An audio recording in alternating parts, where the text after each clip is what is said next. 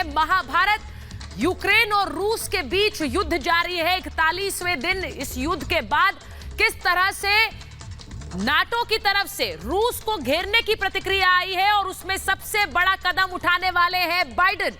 आज मैं महाभारत में आपको बताऊंगी कि पुतिन बाइडेन को क्या देख लेंगे। एक तरफ जंग जमीन पर जारी है, हथियारों से जारी है, तो दूसरी तरफ जुबानी जंग भी चरम पर है। यह जंग है दो महाशक्तियों के बीच। बाइडेन ने भले ही यूक्रेन में सीधे तौर पर हथियार और सैनिक नहीं भेजे, लेकिन जुबानी हथियार खूब चला रहे हैं, खूब खरी सुना रहे हैं। कभी कातिल कहते हैं, कभी कसाई कहते हैं, कभी युद्ध अपराधी कहते हैं, तो कभी कहते हैं पुतिन पर मुकदमा चलाएंगे। और अब जब बाइडेन इतना कुछ कह रहे हैं तो लाजिम है पुतिन भी देखेंगे। बाइडेन के हर वार का जवाब देने के लिए पुतिन तैयार हैं। बूचा के नाम पर जैसे रूस को घेरने की कोशिश हुई तो रूस ने तुरंत सुरक्षा परिषद की आपात बैठक की मांग कर डाली और अब कह रहे हैं कि इस झूठ का जवाब सीधे अमेरिका में घुस कर देंगे, यानी यूनाइटेड नेशंस में देंगे। पुतिन बाइडेन के हर बयान, हर कड़वे शब्द को नोट कर रहे हैं, जिसका हिसाब सूद समेत देने की तैयारी भी कर रहे हैं। यानी पुतिन बाइडेन को जरूर देख लेंगे। आज महाभारत में यह भी बताऊंगी कि क्या अब किम की दीदी करेगी धमाका। एक तरफ पुतिन के धमाके यूक्रेन में जारी है, दूसरी तरफ पुतिन के खास किम जोंग उन भी फायर करने में जुटे हैं। किम, अब ये पूरी जो खबर है वो किम तक सीमित नहीं है। तानाशाह की जो हिटलर दीदी हैं, उनके तेवर भी तबाही मचाने वाले नजर आते हैं, जो अमेरिका के लिए तो खतरनाक है, लेकिन इससे पुतिन का पलड़ा जरूर भारी हो रहा है। किम जोंग उन की बहन किम यो जोंग ने इस जंग को और खतरनाक मोड पर ले जाने की कसम खा ली है। आखिर कैसे किम की बहन धमाका मचा रही है, आज महाभारत में आपको बताऊंगी कैसे किम जोंग उन और पुतिन साथ साथ हैं। लेकिन मैं शुरुआत करूं उससे पहले जो बड़ी खबर इस वक्त आ रही है वो बता देती हूं। थोड़ी ही देर में जेलेंस्की का संबोधन होने वाला है। यूक्रेन के राष्ट्रपति जेलेंस्की का संबोधन, यूनाइटेड नेशन सिक्योरिटी काउंसिल को संबोधित करेंगे जेलेंस्की। सुरक्षा परिषद में देंगे बयान, रूस पर और कड़े प्रतिबंधों की करेंगे मांग। यूनाइटेड नेशन सिक्योरिटी काउंसिल को संबोधित करने वाले हैं जेलेंस्की। ये इस वक्त की बड़ी खबर आपको बता रही। तो जेलेंस्की थोड़ी देर में यूनाइटेड नेशंस को संबोधित करेंगे और यह बिल्कुल साफ है कि अमेरिका से नाराज चल रहे हैं जेलेंस्की। वो बार बार अमेरिका को लताड़ भी रहे हैं, वो साथ ना देने की वजह से सवाल भी उठाते हैं। रूस नहीं, अमेरिका से ज्यादा खफा है।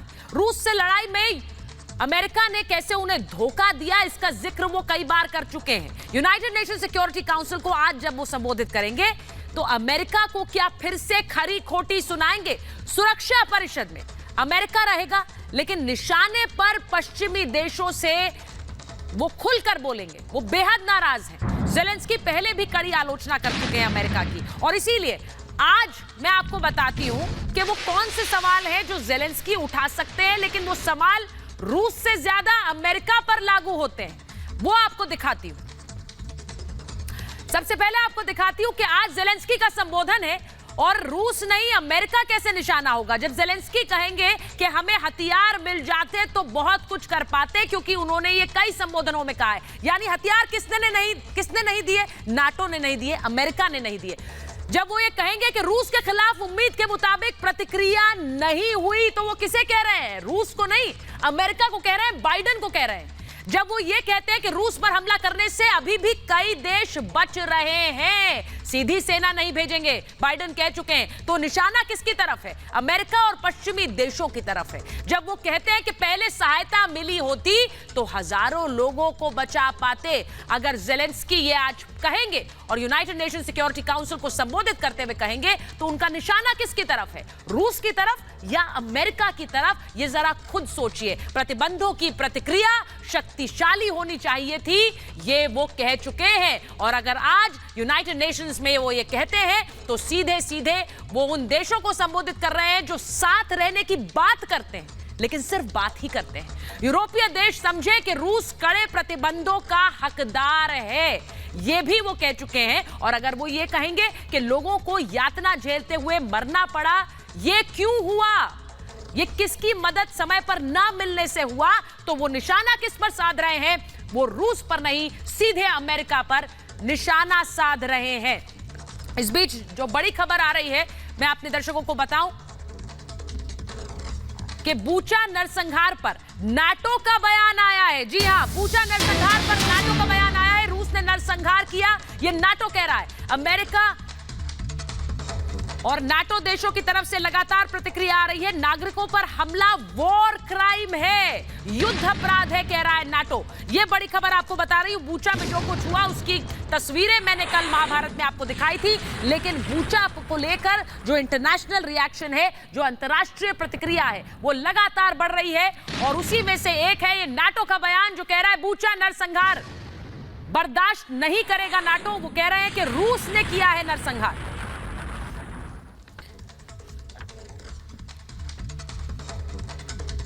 इसी के साथ साथ मैं आपको दिखाती हूं कि किस तरह से रूस की घेराबंदी की जा रही है।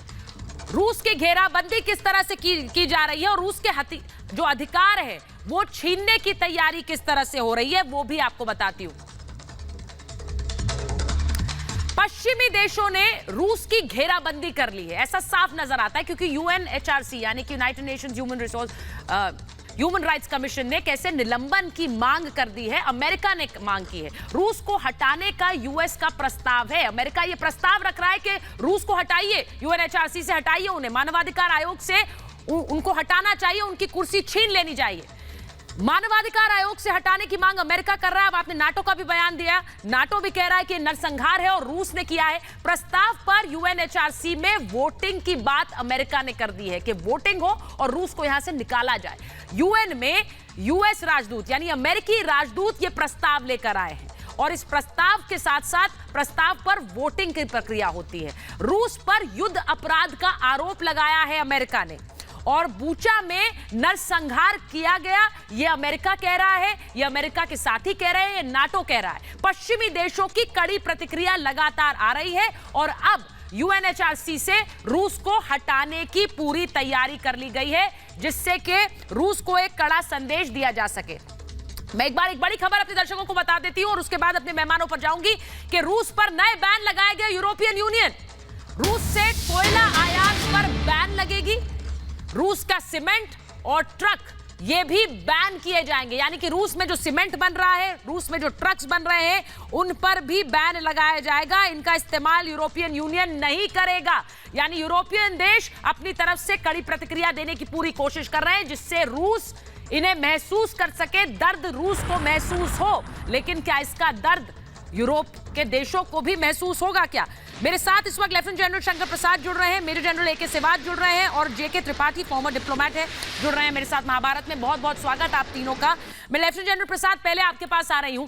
जिस तरह की प्रतिक्रिया आ रही है और जिस तरह से रूस को घेरने की कोशिश है सर, ये आपको लगता है रूस बूचा को लेकर लगातार कह रहा है कि ये एक फ्रेम्ड है, स्टेज्ड है, हमारे खिलाफ ये दिखाया जा रहा है? सर आपने तो इतनी वॉर्स देखी हैं, हमें बताइए सर कि रूस की जो प्रतिक्रिया आ रही है कि स्टेज्ड है, इस पर कितना भरोसा करते हैं?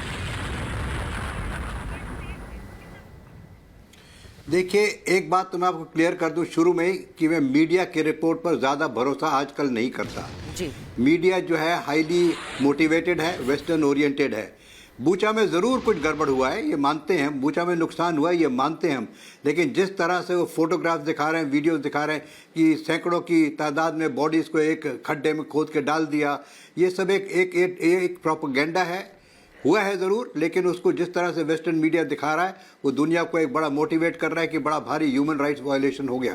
मैं ये नहीं कह रहा कि ह्यूमन राइट्स वायलेशन नहीं हुआ, ह्यूमन राइट्स वायलेशन कुछ हद तक हुआ है और काफ़ी उसको बढ़ा चढ़ा के दिखाया जा रहा है। लेकिन इस ह्यूमन राइट्स वायलेशन का जिम्मेदार है कौन?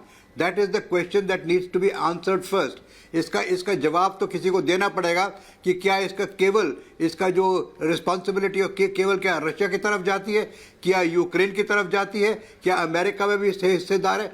क्यों ये मर रहे हैं लोग? हम तो कितने दिन से कह रहे हैं कि इस लड़ाई को बंद कीजिए, हाँ जी। इसको हथियार एमिनेशन को मत दीजिए, यहाँ पर लड़ाई को रुकवाइए जिससे कि लड़ाई रुक जाए। इतना नुकसान हो रहा है ह्यूमैनिटी का, इतनी बिल्डिंग्स टूट रही हैं, इतना सामान नष्ट हो रहा है, लेकिन कोई सुनने वाला नहीं। इसको कौन भड़का रहा है? रोज रोज भड़काने वाले तो नाटो की पावर है, यूरोपियन यूनियन की पावर और अमेरिका है। वो लगातार कहता रहता है कि आप और लड़िए, हम आपको और सामान देंगे और आपको मदद करेंगे और पैसा देंगे।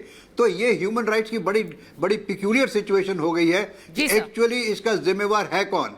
तो ये आज ह्यूमन राइट्स वायलेशन का जब मैं इसलिए भी कह रही हूँ क्योंकि ज़ेलेंस्की साहब जब आज संबोधित करेंगे यूनाइटेड नेशंस को, तो उनके सवाल सिर्फ रूस के लिए नहीं होंगे, ये मैंने मुखरता से कहा, उनके सवाल अमेरिका से भी होंगे और पश्चिमी ताकतों से भी होंगे। एक बार एक बड़ी खबर बता देती हूँ, बूचा के आरोपों पर रूस ने पलटवार किया है। पुतिन के सलाहकार का बड़ा बयान आया, वो कह रहे हैं कि बूचा की तरह और झूठ भी सामने आ सकते हैं और झूठ फैला सकता है।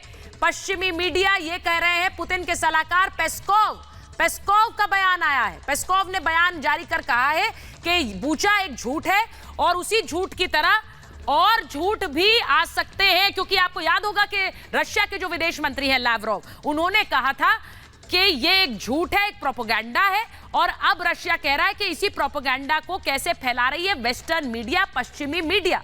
तो ये बात अब पेस्कोव का बयान है, पुतिन के सलाहकार हैं और वो ये कह रहे हैं कि कैसे पलटवार हम भी करेंगे और ऐसा झूठ है ये जो और भी सामने आ सकता है, यानी और शहरों से भी सामने आ सकता है। मैं एक बार जरा बताती हूं कि पुतिन का बही खाता कैसे बाइडेन बना रहे हैं। पुतिन पर एक बार फिर बाइडेन बरस पड़े हैं। अब बाइडेन बरसे हैं तो क्या कह रहे हैं? पुतिन पर मुकदमा चलाने की मांग कर रहे हैं बूचा को लेकर। वो कह रहे हैं बूचा पर अमेरिका ने किस तरह से तीखी प्रतिक्रिया देते हुए बाइडेन ने कहा है कि ये तो एक वॉर क्राइम है, मुकदमा चले पुतिन पर। पुतिन को फिर उन्होंने युद्ध अपराधी कहा, ये पहली बार नहीं है, वॉर क्रिमिनल वो पहले भी कह चुके हैं, एक बार फिर उन्होंने वॉर क्रिमिनल कहा। बूचा में जो हुआ वो भयानक है, ये कह रहे हैं बाइडेन। अमेरिकी विदेश विभाग का बयान आया है। अमेरिकी विदेश विभाग क्या कह रहा है कि रूसी अत्याचारों की विश्वसनीय रिपोर्ट है। और मुझे यह भी बताया जा रहा है कि एक खबर आ रही है कि पुतिन की तरफ से भी, रशिया की तरफ से पलटवार आया है बाइडेन के बयानों पर। मैं उस पर भी आ रही हूं एक बार। ये क्रूरता, दुष्कर्म, हत्या की रिपोर्ट देखिए, ये अमेरिकी प्रशासन कह रहा है, क्रूरता की ये रिपोर्ट है। यूक्रेन में अत्याचारों पर हमारी नजर बनी हुई है और अत्याचारों के सबूत हम जुटा रहे हैं। कौन जुटा रहा है? अमेरिका जुटा रहा है। अमेरिका जो सीधे जंग में तो शामिल नहीं हो सकता, लेकिन पुतिन के खिलाफ वो सबूत जुटाने में लगा है। सबूत जुटाने में हमारी टीम को समर्थन मिल रहा है और हम उन सबूतों को जुटा रहे हैं पुतिन के खिलाफ। इन अत्याचारों पर जवाबदेही तय की जाएगी, बाइडेन कह रहे हैं पुतिन को, यानी सीधे ललकार रहे हैं कि आपकी जवाबदेही है, आप तय करेंगे और हम ये तय करके बताएंगे कि आपने कितने बड़े वॉर क्राइम्स किए हैं। एक बार फिर वॉर क्रिमिनल कहा है, लेकिन ये बयान पुतिन और उनके एडमिनिस्ट्रेशन को कतई बर्दाश्त नहीं है, क्योंकि जो बड़ी खबर आ रही है वो आपको बताऊं कि बाइडेन के बयान पर रूस का पलटवार आया है। यही इसी का जिक्र मैं कर रही थी।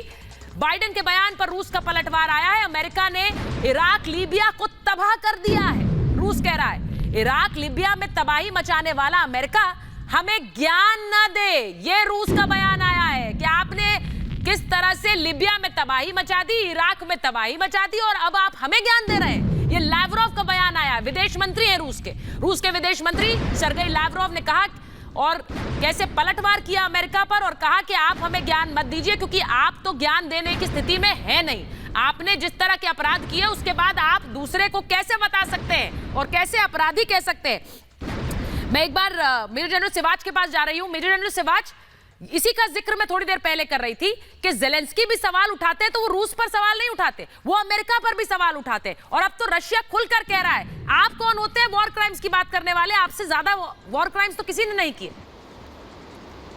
हाँ बिल्कुल, देखो सुचिता, इसमें कोई शक नहीं कि कहीं ना कहीं अमेरिका ने लीबिया में, इराक में और सीरिया में काफी जगह ह्यूमन राइट वायलेशन हुई है, मगर two wrong don't make it right. ये भी सच्चाई है कि अब जितने ह्यूमन राइट वायलेशन हुए हैं इसके अंदर रूस ने भी किए हैं, स्पेशली बुचा, इरपिन और आपका जो कि खार्किव प्लस मारियापोल उसके रीजन है, क्योंकि जो बुचा और इरपिन है वो एक प्रकार से सैटेलाइट टाउन है कीव के।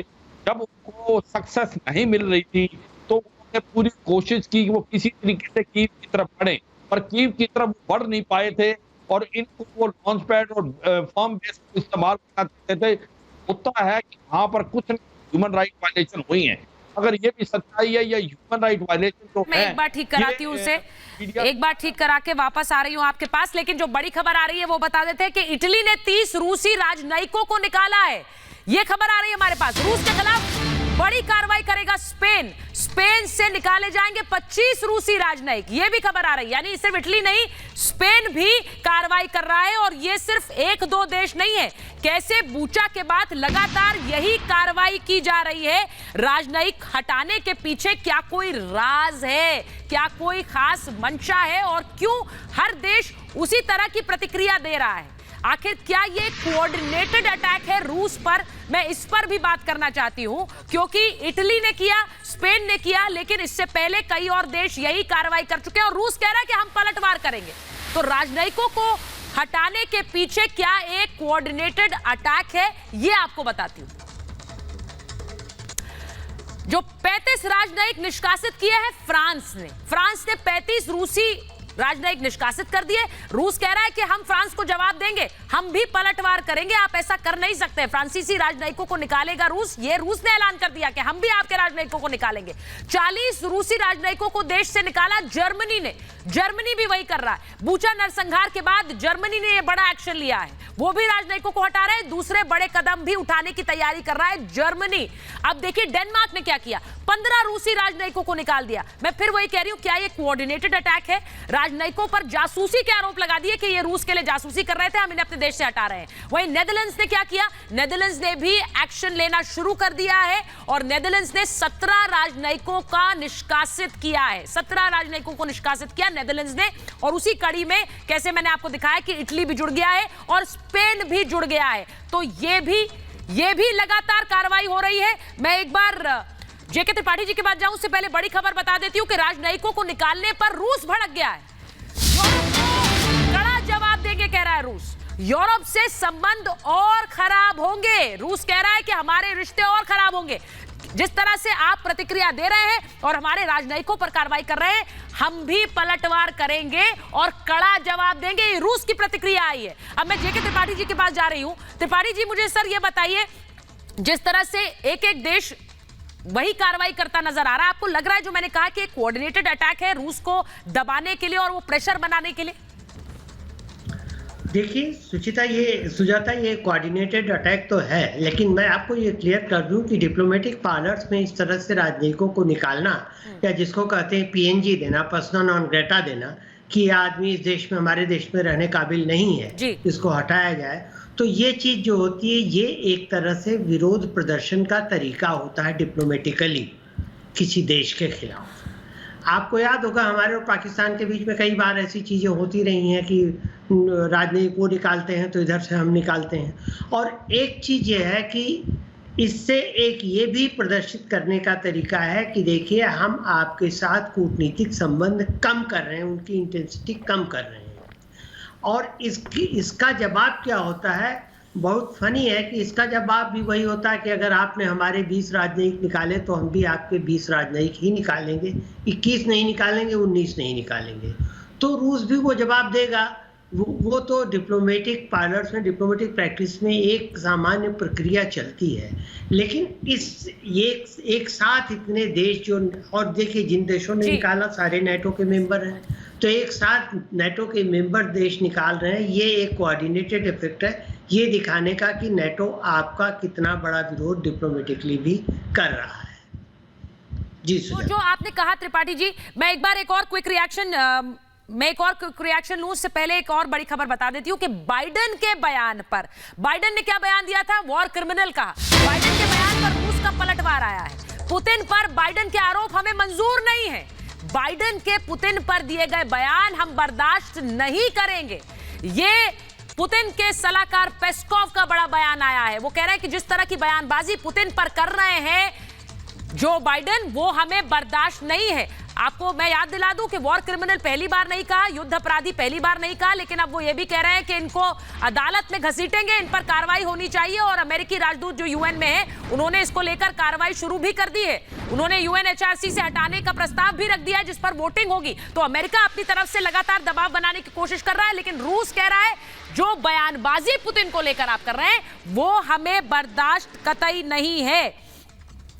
और क्यों, ये भी आपको बताती हूं कि किस तरह से एक पूरा प्रोपेगेंडा चलाया जा रहा है। और इसीलिए कहा जा रहा है कि रूस कह रहा है कि ये प्रोपेगेंडा हमारे खिलाफ है और उसी प्रोपेगेंडा में सारे देश जुट गए हैं। लेकिन रूस और पुतिन एडमिनिस्ट्रेशन ने भी तय कर लिया है कि वो इसकी परतें उधेड़ेंगे। यूएन में रूस प्रेस कॉन्फ्रेंस करने की बात कर रहा है। वो कह रहा है हम अपना पक्ष रखेंगे, हम प्रेस कॉन्फ्रेंस करेंगे, बूचा का सच हम सामने रखेंगे। बूचा की सच्चाई क्या है ये पूरी दुनिया को बताएंगे। सिर्फ आप नहीं है जिन्होंने ठेका ले रखा और आप सच्चाई दिखाएंगे, हम बताएंगे सच क्या है। यूक्रेन का कथित झूठ बेनकाब करेंगे, क्योंकि यूक्रेन में जो बूचा की तस्वीरें जारी करके दिखाया जा रहा है कि वॉर क्राइम्स रूसी सेना ने किया, ये एक झूठ है। बूचा का झूठ उकसावे की कार्रवाई है, रूस के खिलाफ उकसावे की कार्रवाई है और हम इसे एक एक्ट ऑफ वॉर की तरह मान रहे हैं। बूचा के आरोप पश्चिमी देशों का प्रोपेगेंडा है, कह रहा है रूस। और रशियन टीवी ने क्या दिखाया? रशियन टीवी पर बाकायदा रिपोर्ट्स चल रही हैं जिनमें कहा जा रहा है कि इस प्रोपेगेंडा के लिए ब्रिटेन जिम्मेदार है। वो ब्रिटेन को जिम्मेदार बताकर रिपोर्ट्स चला रहे हैं कि बूचा का एक झूठ बनाया गया, उस झूठ को ब्रिटेन के कहने पर फैलाया जा रहा है।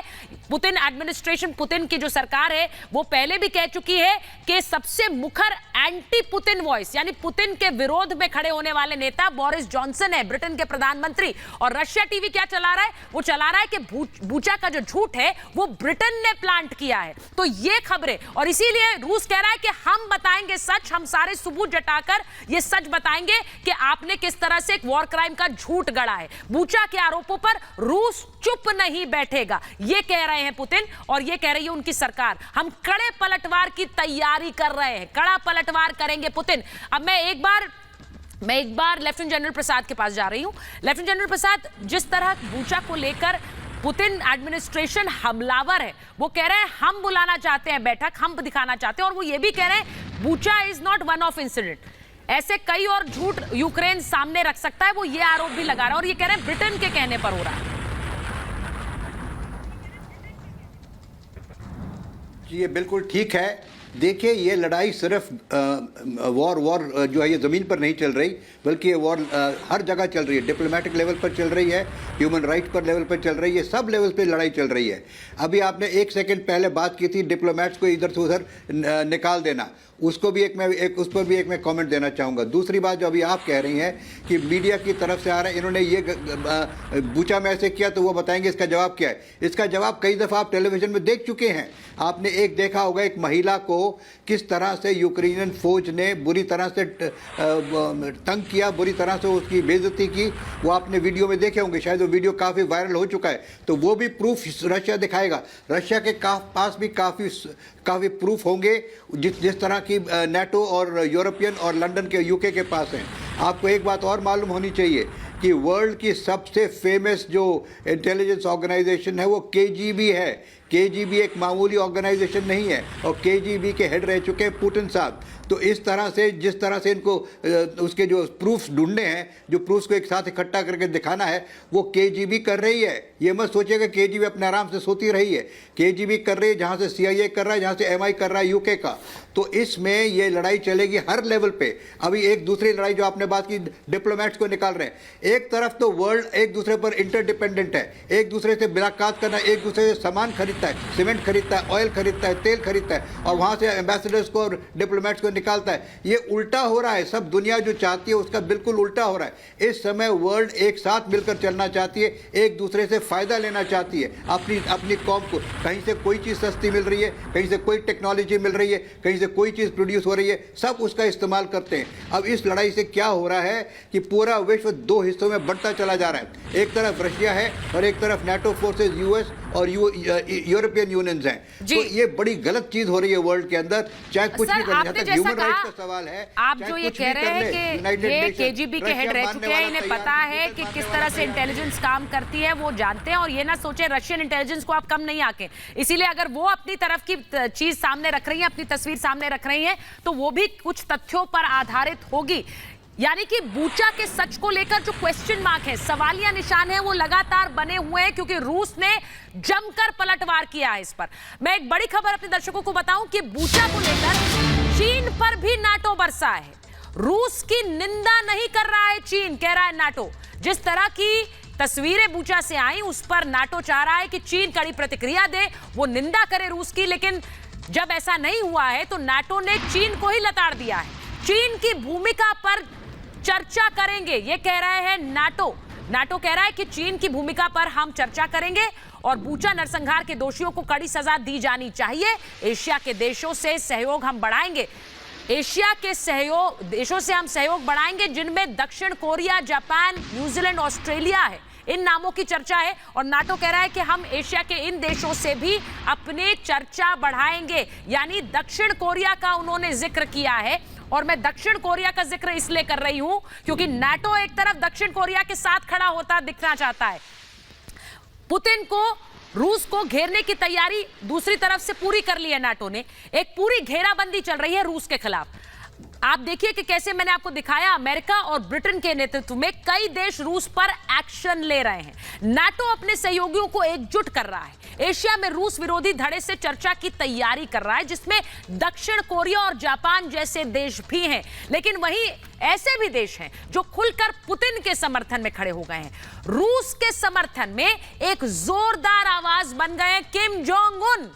उत्तर कोरिया के तानाशाह किम जोंग उन के हथियारों की आवाज अमेरिका तक जा रही है। और इसीलिए आपको दिखाती हूं कि कैसे किम की तैयारी पुतिन का पलड़ा भारी ही कर रही है। किम जोंग उन कैसे खड़े हो गए, नाटो साउथ कोरिया के साथ खड़ा है, तो वहीं पुतिन के साथ नॉर्थ कोरिया खड़ा हुआ है। युद्ध के लिए तैयार है किम जोंग उन, ये उन्होंने पहले भी कहा। और रूस यूक्रेन युद्ध के बीच वो अपनी सैन्य क्षमता बढ़ाने में लगे हुए हैं।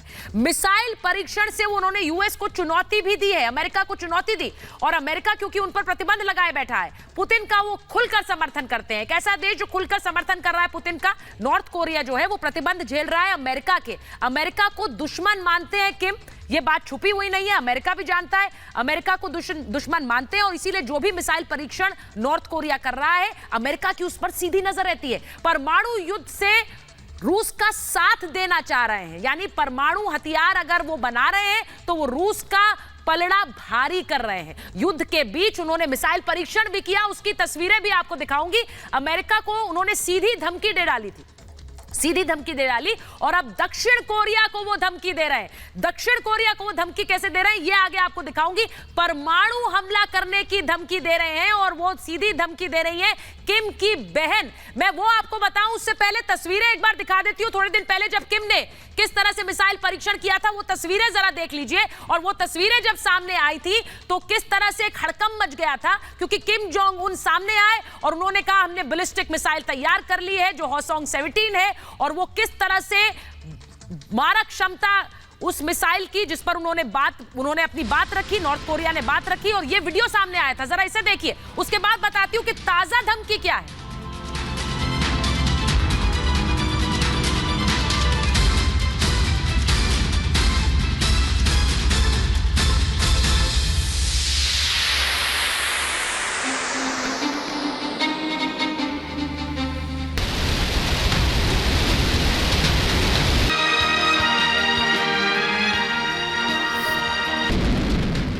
तो ये जो तस्वीरें आपने देखी, ये उस वक्त की हैं जब हॉसोंग 17 को टेस्ट फायर किया था किम जोंग उन ने, और उस समय अमेरिका ने कहा प्रतिबंध लगाइए, और कड़े प्रतिबंध लगाइए नॉर्थ कोरिया पर। नॉर्थ कोरिया कहता है हम प्रतिबंधों के चलते ही अपनी जो क्षमताएं हैं उन्हें बढ़ा पाए, और वही बात पुतिन कर रहे हैं। पुतिन हमेशा कहते आए हैं कि क्रीमिया के बाद हम पर प्रतिबंध लगाए, उससे हुआ क्या, रूस ने और ज्यादा विकास किया अपनी क्षमताओं का, हम पर कोई फर्क नहीं पड़ा है, और इसीलिए आज भी वही लाइन वो आगे बढ़ाते हैं। मैं आपको बताती हूं कि ताजा धमकी क्या है। इस जंग के बीच किस तरह से परमाणु बम से उड़ा दूंगी वाली धमकी आ गई। और कौन कह रहा है? किम जोंग उन की बहन कह रही है। तानाशाह की बहन किस तरह तबाही का बटन दबाने के लिए पूरी तरह तैयार दिख रही हैं।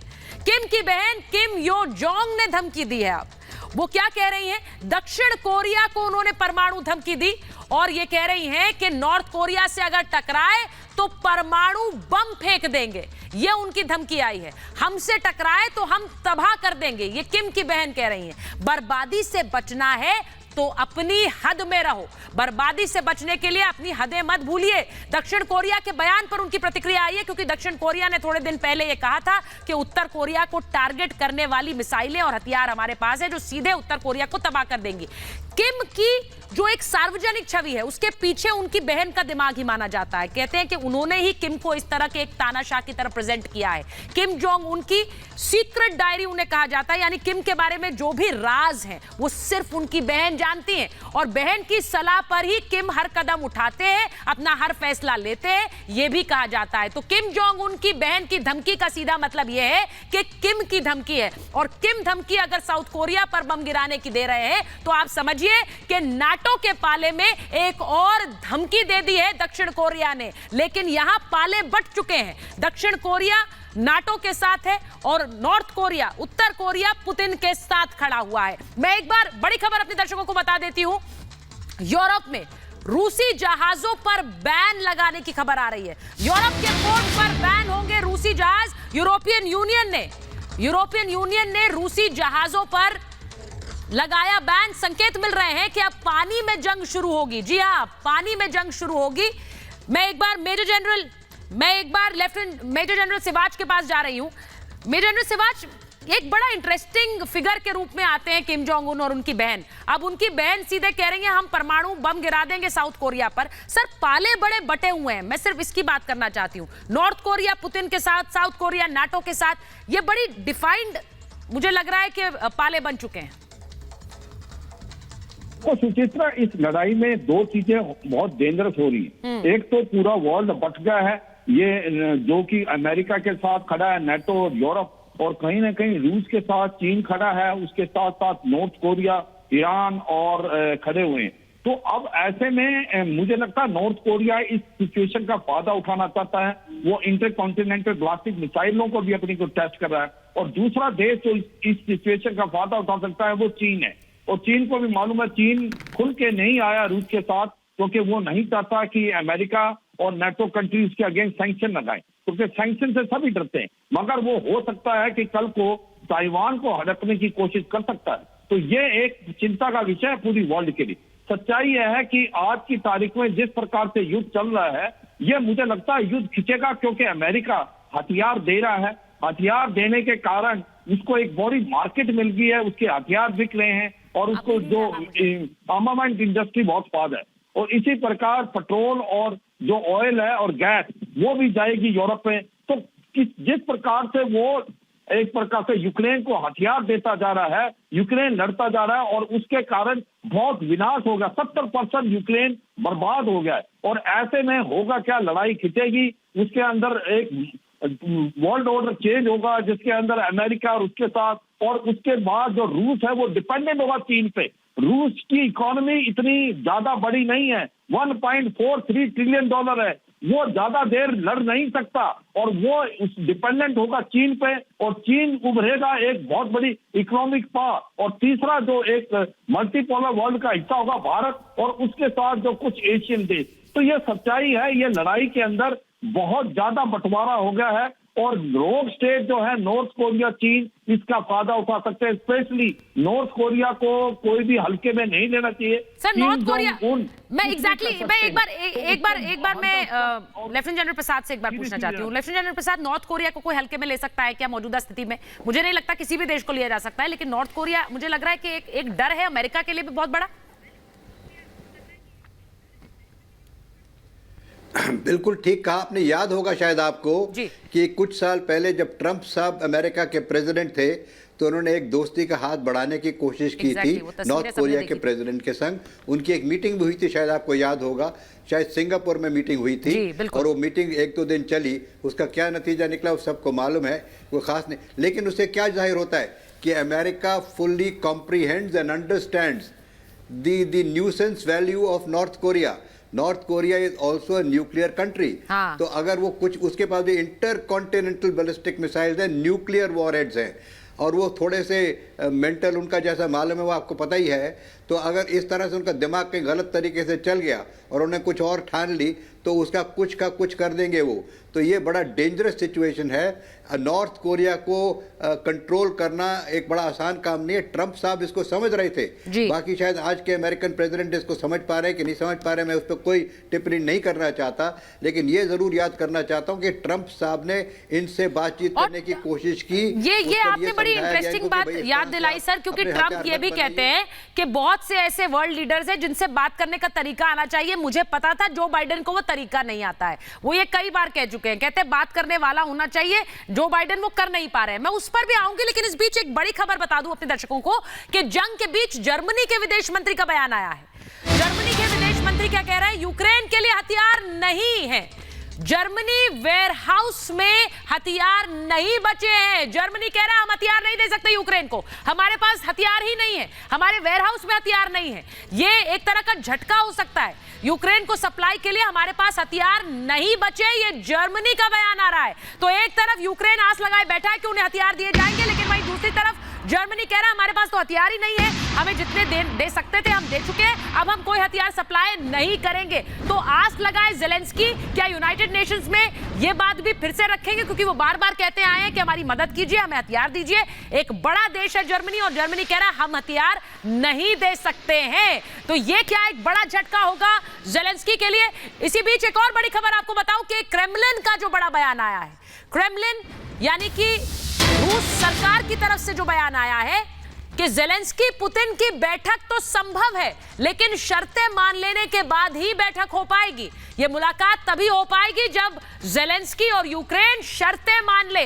तो यही बात एक बार फिर दोहराई गई है क्रेमलिन द्वारा, यानी कि रूस सरकार की तरफ से कहा जा रहा है, पुतिन के दफ्तर की तरफ से कहा जा रहा है कि मुलाकात तो ज़ेलेंस्की से कर सकते हैं, लेकिन तभी होगी जब वो शर्तें मान लेंगे। तो एक ही शर्त है मुलाकात की, और वो है कि रूस की सभी शर्तें मान ली जाएं। तो ये बड़ा बयान क्रेमलिन का आ रहा है। मैं एक बार जेके त्रिपाठी जी के पास जा रही हूं, और उसके बाद ये भी बताऊंगी कि कैसे युद्ध का फोकस शिफ्ट हो रहा है, कैसे ये युद्ध अब जमीन के साथ साथ जल में लड़ा जाएगा। त्रिपाठी जी, ये जो बात आ रही है, क्रेमलिन बार बार कहता है मुलाकात होगी लेकिन शर्तें मानने के बाद, यानी पुतिन अभी भी झुकते हुए कहीं नजर नहीं आ रहे हैं इस जंग में। देखिए, ऐसा है सुजाता कि पुतिन ऐसे जिद्दी आदमी है कि वो झुकेंगे नहीं।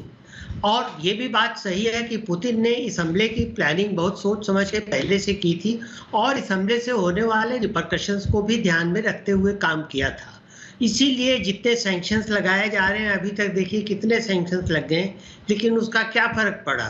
रूबल जो 130 पर चला गया था, अब फिर 82 पे आ गया है। तेल जो है वो 139 पे चला गया था तेल, अब फिर 90-99 पर आ गया है। तो अब रूस की इकोनॉमी एक तरह से शुरुआती जो मार्केट का झटका था उसको देख करके अब रूस की इकोनॉमी थोड़ा संभल रही है। और रूस ने यही देखते हुए, देखिए अब कुछ साल पहले क्रीमिया के बाद ही रूस ने अपने गोल्ड रिजर्व जो है 50% से ज़्यादा बाहर से निकाल करके अपने यहाँ या अपने दोस्तों को, अपने मित्र राष्ट्रों के यहाँ रखे थे। तो ये सारी चीज़ें जो तैयारियां ये रूस ने, देखिए स्विफ्ट सिस्टम से बहुत पहले ही किनारा कर लिया था 2014 में ही। जी सर, एक और बड़ी खबर आ रही है, मुझे बताया जा रहा है रूस की मीडिया ने बड़ा दावा कर दिया है, मारियोपोल में यूक्रेन ने कई जहाज नष्ट किए हैं। दूसरे देशों के जहाज नष्ट कर रहा है यूक्रेन, ये रूस कह रहा है। रूस कह रहा है कि यूक्रेन ने नष्ट किए हैं मारियोपोल में जहाज। यूक्रेन दूसरे देशों के जहाज भी नष्ट कर रहा है। मारियोपोल में तुर्की का जहाज भी नष्ट हुआ है, ये भी कह रहा है रूस, यानी और दूसरे के जहाज नष्ट कर रहा है यूक्रेन। और मारियोपोल में आपने देखा किस तरह रूस और यूक्रेन के बीच एक जंग जारी है। ये पूरी जंग मारियोपोल जैसी पोर्ट सिटी पर अधिकार के लिए है, कब्जे के लिए है, क्योंकि वहीं से लगा हुआ सी ऑफ अज़ोव है और काला सागर है, और यहां कर कब्जे की लड़ाई अब रूस और यूक्रेन के बीच चल रही है। और इसीलिए आज आपको यह भी बताती हूं कि अभी तक जो जंग आपने देखी कि हवा से बम गिराए जा रहे थे, जमीनी युद्ध चल रहा था, टैंक आ रहे थे, क्या अब जल में जंग होने वाली है। हवा जमीन के बाद अब क्या पानी में लड़ाई लड़ेंगे रूस और यूक्रेन? ये मैं क्यों कह रही हूं? क्योंकि काला सागर में जंग हो सकती है। ऐसा जानकार मान रहे हैं कि अब ये जंग काला सागर के लिए लड़ी जाएगी, यानी कि जंग जल में होगी, पानी में होगी, काला सागर में भिड़ेंगे रूस और यूक्रेन।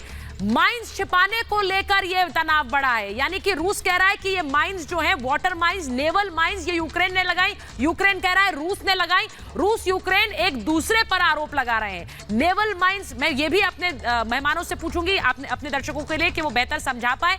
इसे लेकर एक बयानबाजी शुरू हो गई है। समुद्र में माइंस बिछाने के आरोप लगाए जा रहे हैं, जिससे कि बड़े धमाके हो सके और उन धमाकों से बाकी जहाजों को और देशों के जहाजों को भी नुकसान पहुंच रहा है। यही आरोप अभी रूस ने लगाया कि यूक्रेन कर रहा है। माइंस छिपाने की वजह से खतरा बढ़ गया है, यानी सी ऑफ एजोव में, ब्लैक सी में और देशों के जहाज आते हैं, उनको भी खतरा है। समुद्र के रास्ते यूक्रेन की आपूर्ति प्रभावित होगी यूक्रेन के लिए, क्योंकि जो पोर्ट सिटीज हैं वहां से आने वाला सामान वैसे ही बाधित है, ब्लैक सी से जो सामान आता है वो भी बाधित है।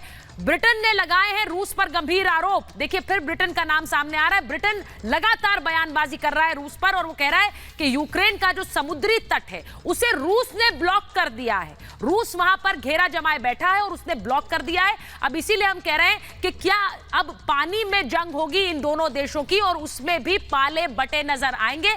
यूक्रेन के तट पर रूस की नाकेबंदी जारी है, ये ब्रिटेन का बयान आया है। मैं एक बार लेफ्टिनेंट जनरल प्रसाद आपके पास आ रही हूं। सर, हमने अभी देखा है, टैंक्स को देखा दौड़ते हुए सड़कों पर, हमने फाइटर एयरक्राफ्ट देखे हैं किस तरह लड़ाई लड़ रहे हैं। आपको लग रहा है अब नेक्स्ट जो बेस है वॉर का, वो अब पानी में होगा? देखिए, सबसे बड़ी बात जो इस वक्त पुतिन साहब का एम है वो ये है कि किसी तरीके से वो सिक्योर करें अपना एरिया जो कि समुद्र की तरफ जाता है। उनका ऑब्जेक्टिव ये है कि वो डिनाई करें access through the sea to the Ukrainian people, to the Ukrainian forces. तो आप चाहे इसका हवा में लड़ाई करें, चाहे ज़मीन में लड़ाई करें, चाहे मीडिया की लड़ाई करें, चाहे यूनाइटेड नेशन में लड़ाई, चाहे पानी में लड़ाई करें, पानी की लड़ाई एक डेंजरस हो सकती है बहुत लोगों के लिए। देखिए, ये इंटरनेशनल वाटर्स में अगर माइंस लगा दी गई तो सबके पास माइन स्वीपर्स नहीं हैं। जैसे कि इंडिया के पास माइन स्वीपर्स हैं, रशिया के पास भी होंगे, यूक्रेन के पास भी होंगे शायद, लेकिन उससे बड़े बड़े जहाज उड़ सकते हैं। That's a very serious matter. हालांकि एयरफोर्स का भी उतना ही सीरियस है, मीडिया का भी उतना ही सीरियस है, और पानी का भी। लेकिन एक सवाल का जवाब मैं आपको और देना चाहता हूं जो आपने पहले उठाया था कि लोगों, जर्मनी कह रही है कि हमारे पास हथियार देने के लिए है ही नहीं। याद कीजिए, कुछ दिन पहले आपने सुना होगा कि यूनाइटेड किंगडम, यूके ने कहा था कि हम 6000 जेवलिन मिसाइल्स की देंगे उनको, यूक्रेन को। मुझे एक बताइए कि क्या ये जितने हथियार लोगों की बात कर रहे हैं, क्या ये तैयार बैठे हुए हैं किसी स्टोर के अंदर? जिस तरह से कि आप कह रही हैं कि ये आइसक्रीम बिक रही है या एक छोटे मोटे कपड़े लत्ते बिक रहे हैं, तैयार है जी हमें 20 लीटर दे दीजिए, हमें 50 दे। इस तरह नहीं होता। हथियार कहीं बने तैयार नहीं पड़े रहते। अगर किसी को हथियार खरीदने होते हैं तो उसका ऑर्डर प्लेस होता है, उसकी डिस्कशन होती है, उसकी प्राइस, उसके बाद बनने शुरू होते हैं। कोई हथियार बनाकर नहीं रखता हजारों हथियार कि आज मैंने कहा जी 6000 भेज दूंगा वहां पे, 6000 कल पहुंच जाएंगे। ऐसा कुछ मुझे बताइए जरा पता करके आप कि 6000 उन्होंने मिसाइल की बात की थी जॉनसन साहब ने, उसमें से कितने मिसाइल पहुंच चुके हैं?